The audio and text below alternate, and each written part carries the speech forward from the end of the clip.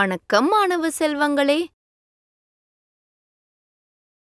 நீங்கள் அனைவரும் நலமோடு இருக்கிறீர்கள் என்று நம்புகிறேன். முந்தைய அத்தியாயத்தில் ஐரோப்பாவில் ஜனநாயக அரசாங்கங்களை உருவாக்கிய ஜனநாயக புரட்சிகளைப் பற்றி நீங்கள் கற்றுக்கொண்டீர்கள்.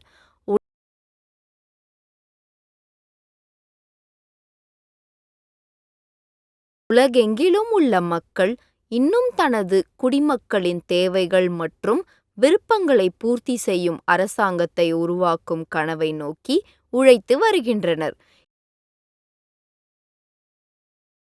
இந்த அரசாங்கம் அனைவரையும் சுதந்திரமாகவும் சமமாகவும் பங்கேற்க அனுமதிக்கும் மற்றும் அனைத்து வகையான மக்களுக்கும் மரியாதைக்குரிய இடத்தை வழங்கும். சமீப காலமாக ஜனநாயகத்திற்காக போராடி வரும் 2 நாடுகளைப் பற்றி பேசுவோம்.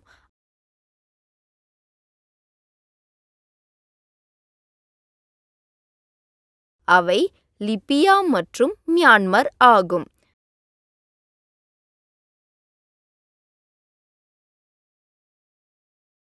கற்றுக்கொள்வீர்கள்.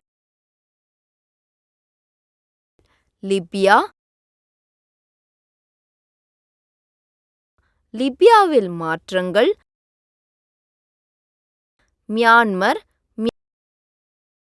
மியான்மரில் மாற்றங்கள், அம்சங்கள், ஜனநாயக மற்றும் சர்வாதிகாரம்.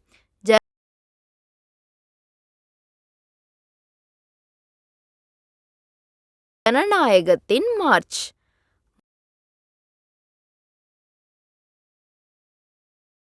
முக்கிய வார்த்தைகள்: பழங்குடிவாதம், ஒரு பழங்குடி அல்லது பழங்குடியில் ஒழுங்கமைக்கப்பட்ட நிலை அல்லது உண்மை.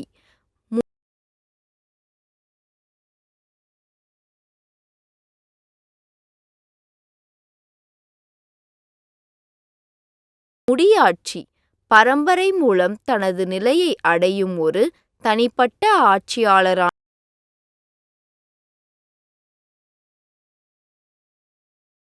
மன்னருக்கு உச்ச அதிகாரம் அளிக்கப்படும் அரசியலமைப்பு.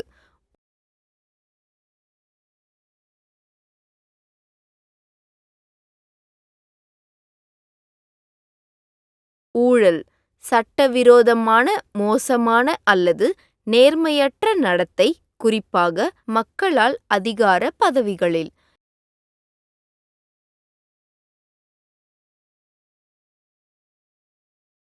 நாடோடிகள், ஒரே இடத்தில் அதிக நேரம் தங்காதவர், ஒரு அலைந்து திரிபவர்.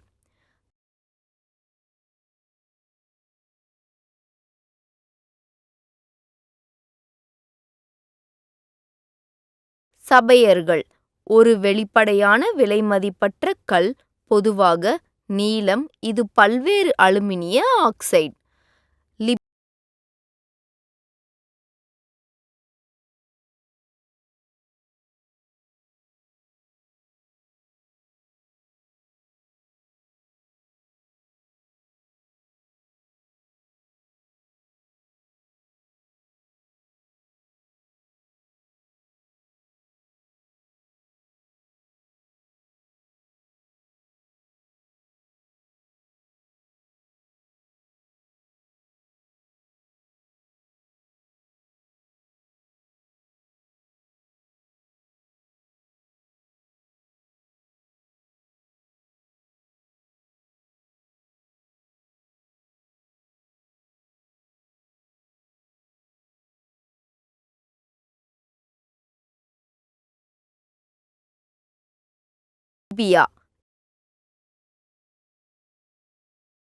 லிபியா வட ஆப்பிரிக்காவில் பயன்படுத்தப்பட்ட ஒரு நாடு. இத்தாலியால் ஆளப்பட வேண்டும்.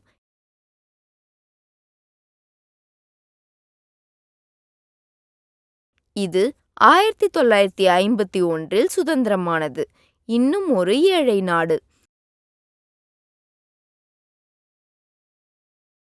அரசர் இட்ரிஸ் உடன் தலைவரானார். செல்வம் மற்றும் செல்வாக்கு மிக்க குடும்பங்களின் உதவி.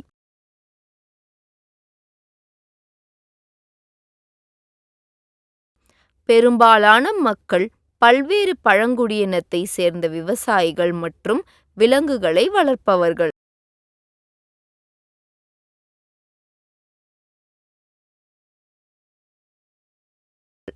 பாரம்பரிய பழங்குடி தலைவர்கள் ஆட்சி செய்தனர். இந்த பழங்குடியினர் 1959 லிபியா நிறைய பெட்ரோலியத்தை கண்டுபிடித்து மிகவும் பணக்காரர் ஆனது. மன்னருக்கும் சில பலமான குடும்பங்களுக்கும் கிடைத்தது பெரும்பாலான புதிய பணம்.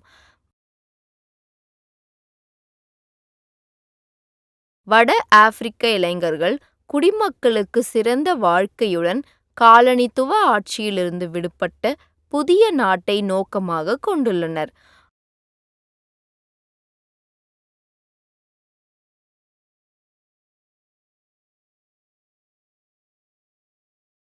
அவர்கள் ஒற்றுமை மற்றும் அமைதியை விரும்பினர், வன்முறை மற்றும் மோதல்களை முடிவுக்கு கொண்டு வந்தனர்.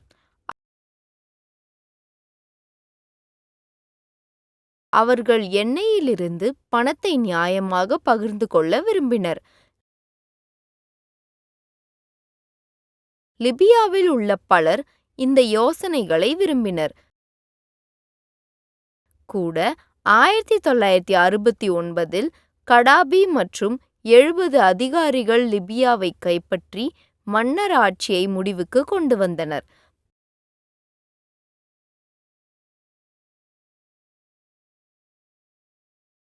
பன்னிரண்டு இராணுவ உறுப்பினர்கள் தலைமையிலான இலவச அதிகாரிகள் இயக்கம் லிபியாவை நவீனமயமாக்குவதற்கும் நியாயமானதாக மாற்றுவதற்கும் இராணுவ ஆதரவை பெற்றது.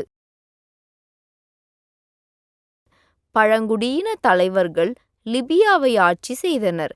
மக்கள் தங்கள் பழங்குடியினரை கவனித்துக் கொண்டனர், மேலும் பெரும்பாலானவர்கள் ஏழைகளாகவும் படிக்காதவர்களாகவும் இருந்தனர்.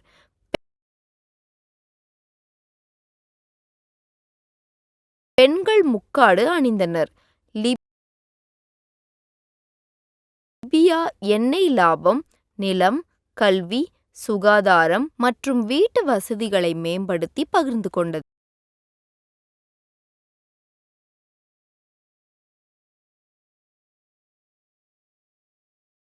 பெண்கள் உரிமைகளை பெற்றனர் மற்றும் லிபியா மக்களை கவனிப்பதில் ஆப்பிரிக்காவின் சிறந்த நாடாக மாறியது. லிபியாவில் மக்கள் சராசரியாக 77 வயதுடன் நீண்ட காலம் வாழ்கின்றனர். பலர் படிக்கலாம், ஆனால் பழங்குடியினர் நாடோடித்தனம், கல்வியறிவின்மை மற்றும் பெண்கள் மீதான வரம்புகள் காரணமாக ஜனநாயகம் கடினமாக இருந்தது.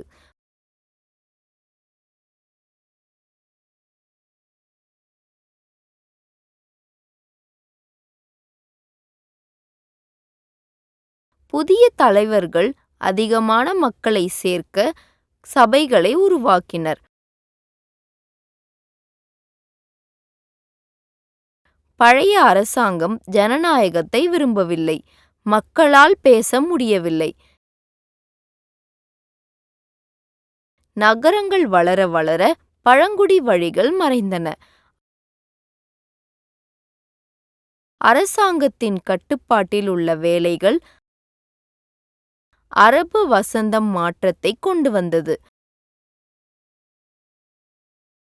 மக்கள் உரிமைகளுக்காக போராடினார்கள். லிபியாவில் மாற்றம். பெங்காசியில் அடிப்படை சேவைகள் மற்றும் வேலைகள் இல்லை. குடும்பங்கள் போராட்டத்தை ஏற்படுத்தும். மக்கள் தங்கள் பிரச்சனைகளை ஆன்லைனில் பகிர்ந்து கொண்டனர், ஆனால் ஊடகங்கள் அவற்றை புறக்கணித்தன.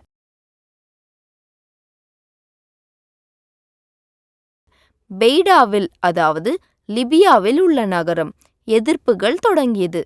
வீட்டு தாமதம் மற்றும் ஊழல்.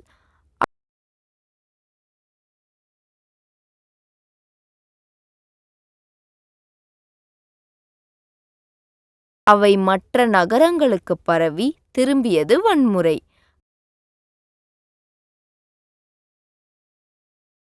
கடாபியின் அரசாங்கத்திற்கு எதிராக கிளர்ச்சியாளர்கள் ஒரு கூட்டணியை, அதாவது தொழிற்சங்கம் உருவாக்கினர். இது உள்நாட்டுப் போருக்கு வழிவகுத்தது. சக்தி வாய்ந்த நாடுகள் கிளர்ச்சியாளர்களை ஆதரித்தன. இறுதியில் கடாபியை வீழ்த்தினர். லிபியாவில் இப்போது புதிய அரசாங்கம் உள்ளது. ஜனநாயக எதிர்காலத்திற்கான நம்பிக்கை. மியான்மர், அதாவது பர்மா. மியான்மர் இந்தியாவின் எல்லையை ஒட்டிய நாடு மற்றும் ஒரு காலத்தில் பிரிட்டனால் ஆளப்பட்டது. இது தேக்கு மரம், அரிசி, தகரம் ஆகியவற்றை ஏற்றுமதி செய்து வந்தது. மாணிக்கங்கள் மற்றும் சபையர்கள்.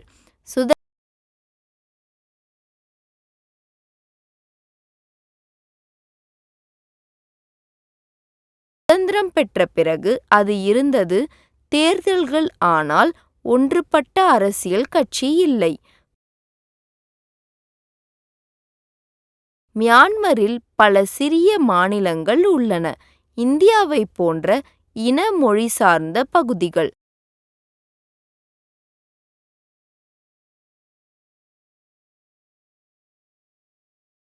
ஆங் சான் நாட்டை சுதந்திரம் அடைய வழிவகுத்தார் மற்றும் இன உரிமைகள் மற்றும் ஜனநாயகத்தில் மற்றும் சேர்ப்பதற்கான ஒப்பந்தத்தை பேச்சுவார்த்தை நடத்தினார்.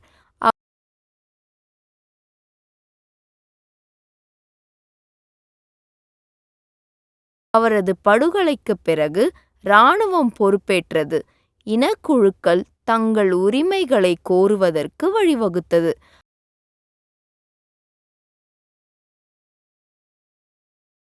1962இல் ஆட்சி கவிழ்ப்பு தேர்ந்தெடுக்கப்பட்ட அரசாங்கத்தை கவிழ்த்தது, மேலும் நேவின் தொழில்களை தேசியமயமாக்கியது மற்றும் இலவச பொது சுகாதாரம் மற்றும் கல்வி முறைகளை நிறுவியது.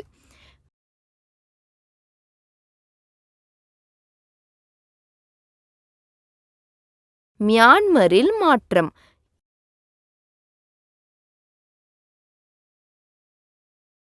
2008ஆம் ஆண்டு முதல் மியான்மர் ஜனநாயகத்தை நிலைநாட்டவும் நாட்டின்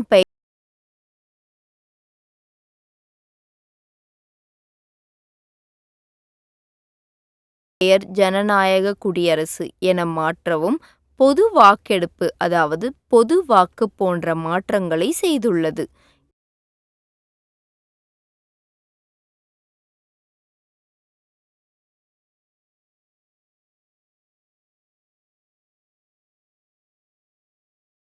இருப்பினும் அரசாங்கம் இன்னும் இராணுவ நியமனத்தின் மூலம் ஓரளவு உருவாக்கப்பட்டது.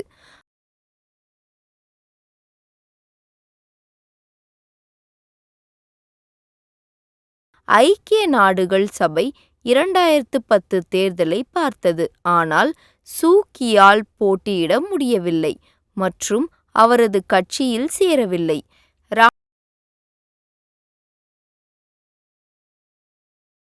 இராணுவ ஆதரவுடைய யூனியன் சாலிடரிட்டி மற்றும் டெவலப்மெண்ட் கட்சி பெரும்பான்மையான இடங்களில் வெற்றி பெற்றது. தேர்தல் முறைகேடுகள் குறித்த குற்றச்சாட்டுகள் எழுந்துள்ளன.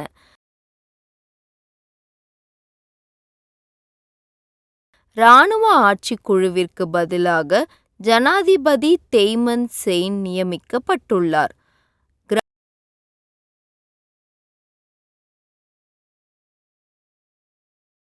கிராமப்புற விவசாயிகளில் நில உரிமைகளை பாதுகாக்க சட்ட நடவடிக்கைகள் செயல்படுத்தப்பட்டுள்ளன.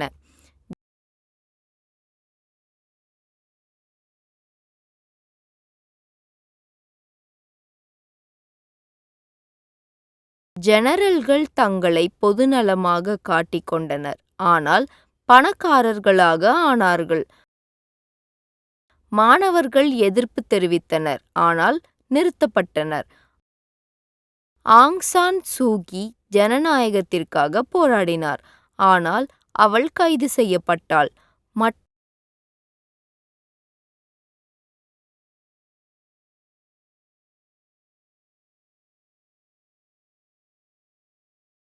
நாடுகள் வர்த்தகம் செய்வதை நிறுத்தப்பட்டன. பாதிக்கப்பட்டன. பொருளாதாரம். மக்கள் ஜனநாயகத்தை விரும்புகிறார்கள்.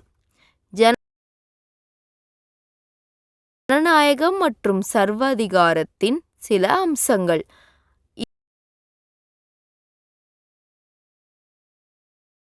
இரண்டு நாடுகள் ஜனநாயகத்திற்காக போராடின, ஆனால் ஒருவருக்கு வறுமையை ஏற்படுத்தும் ஒரு கட்டுப்படுத்தும் அரசாங்கம் இருந்தது. குடிமக்கள் நியாயமான தேர்தல், சுதந்திரமான பேச்சு மற்றும் கட்சிகளை கோரினர். மியான்மர் மற்றும் லிபியா இரண்டும் இராணுவ ஆட்சியை கொண்டிருந்தன மற்றும் அரசியல் மற்றும் இனப்பிளவுகள் காரணமாக சவால்களை எதிர்கொண்டன.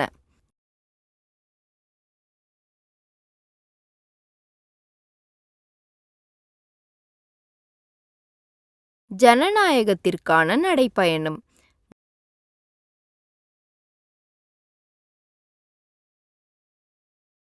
ஜனநாயகம் இங்கிலாந்தில் தொடங்கி உலகம் முழுவதும் பரவியது. பிறப்பு சலுகைகளை நிராகரித்தது.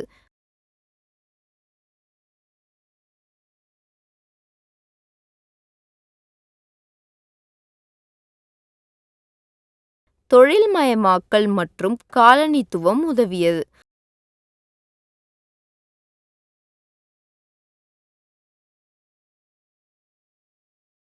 ஒவ்வொரு நாட்டிற்கும் அதன் சொந்த ஜனநாயக மாதிரி உள்ளது.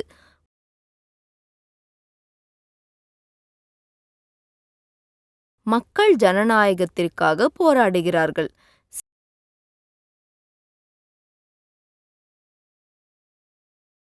சில நாடுகளில் பணக்காரர்கள் கொள்கைகளை கட்டுப்படுத்துவதை தடுக்க பாட்டாளி வர்க்கத்தின் சர்வாதிகாரம் இருந்தது.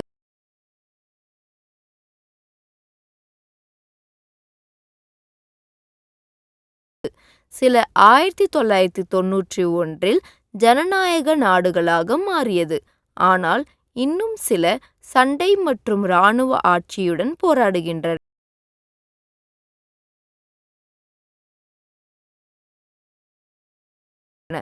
பிரச்சனைகளை தீர்ப்பதற்கு ஜனநாயகம் ஒரு நியாயமான வழி. முடிவு. லிபியா மற்றும் மியான்மர் ஆகிய இரண்டும் தங்கள் ஜனநாயக மாற்றங்களில் தடைகளை எதிர்கொண்டுள்ளன. நிலையான மற்றும் உள்ளடக்கிய நிர்வாகத்தை அடைய சர்வதேச மற்றும் சிவில் சமூகத்தின் ஆதரவு தேவைப்படுகிறது.